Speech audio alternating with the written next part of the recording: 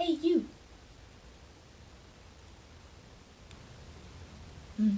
Pardon. You're talking to me? Yes, you. Have you heard? I'm co-hosting a new readathon. It's called The History Challenge. The History Challenge? But it doesn't have readathon in the name. I'm dying of excitement. Tell me, when is this happening? It's happening from the 17th to 30th of August. Why are you doing a really bad French accent? Because it is I, Francine, your depressed French friend. Why are you wearing a bobble hat? It's July. Well, enough of this tomfoolery. On with the video. Hey everyone, welcome back to my channel. Francine is going away now. The French woman who sounds a bit German at times. This is the announcement video for the very exciting new readathon that's happening in August 17th to the 30th. I am co-hosting this with Justin from Triumphal Reads and Emma from A Couple of Books. I will obviously link them all down below with all of their social media handles as well, so you can follow along. We have a Twitter as well.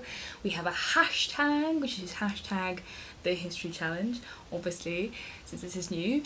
And it's just a way of highlighting a subject because non-fiction November is great, but history is so rich a topic in itself, and I love history so much I really regret not studying it further. It was my second best subject after English at school. So all you have to do to participate is read one non-fiction history book, and then beyond that it's really up to you. We do have some prompts. We have a bingo card, which I'll put up here and down below, that give you some ideas if you want more structured reading or reading that will push you out of your comfort zone a bit more. We also are very happy for people to double up and read one book that covers multiple prompts, because no one's going to read 16 books in 2 weeks. That is ridiculous. And I'm not expecting even myself to tick off all 16 of these prompts. So I will just go quickly through them.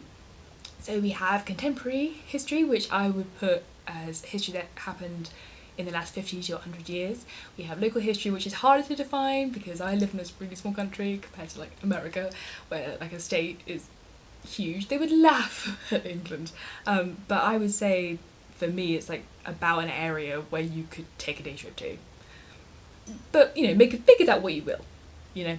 And then we have historical fiction, because fiction counts too. If you're not super into non-fiction, then that's okay, because I think historical fiction is a very popular genre, and sometimes it can be really effective, even more effective than reading a non-fiction book, because it can give you a sense of atmosphere and the research comes into an everyday life situation. So that's all good. And then we have different countries' history, which is pretty self-explanatory.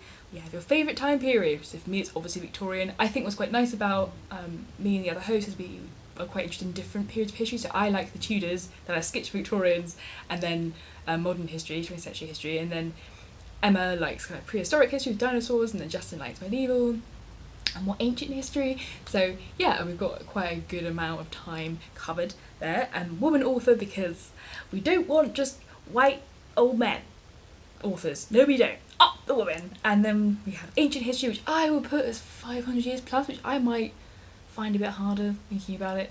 Maybe I'll just include the Tudors in that. I'm going to say that's allowed. You know, these are very flexible prompts. Macro or multidisciplinary history, so that's either a very broad topic, so I would either say something that covers a long period of time, like I have 1000 if you know the French, or is about global history, or a book a bit like, where is it? Aha! Conveniently placed book, Prisons of Geography. So this is looking at obviously geography, but also politics and history as well, and also this is like very global. So books like that, but look at different subjects and bring them together in the name of history. And then we have host favourite history books. So we will all be doing each host different videos about recommendations and our favourite history books. I will probably do a separate one like non-fiction, historical fiction, and then memoirs, which is the next prompt. Memoir, biography or autobiography. Yeah, that I think is a really interesting one because it's very personal and very specific. So the next one is history for social issue, pretty self-explanatory again. Then Black, Indigenous or people of colour author, because that's something we really want to encourage again with this readathon, is to make it more diverse. We have to be aware of who's written history, about how it's often written by the victors, and historically that's not really been Black people or Indigenous people so much. So it's really key that, again, not just white or men, because that changes how we view things and how things are reported. Myth or folklore, so that is quite an easy one to link to fiction, because there's so many Greek myth retellings. I think that's probably how I'll tick that one off, but there's lots of, if you're interested in Ireland particularly, lots of good books that could fit that prompt. Then a country on a different continent, so again trying to push away from being so Eurocentric or Western in general. Microhistory, so there's something really specific. It could either be, that could actually be really easily linked to a memoir or a biography, because it's about one person's life. And then revisit a school topic, but again trying to look at it in a way that is new, that is more diverse, or that is just kind of, you know, hidden history that isn't so widely reported. So there we go. So for example, I'd like to reassure you that you can easily tick off a lot of prompts. My favourite recent history book that I read, or at least for non-fiction, is The Five. So that is a woman's author. I would say that is, well, that's a favourite period. I would say it's microhistory. In a way, it's kind of a biography, because it's about these 5 women. So already, like, you've got probably, and I live local, like not far from London, so that's local history. So, you know, there's so many prompts that even that one ticks off. So that's, you know, 4 or 5 easily ticked off with just one book. So don't be like overwhelmed by the 16 prompts. I think it sounds like quite a lot, but it's not.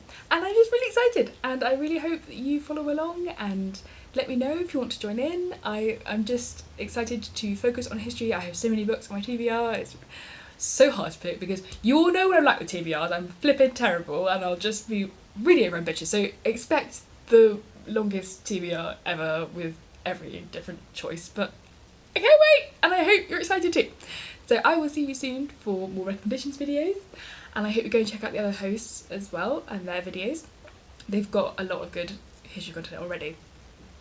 So I will see you soon for Bookish Shenanigans. Bye! Bubble outtake.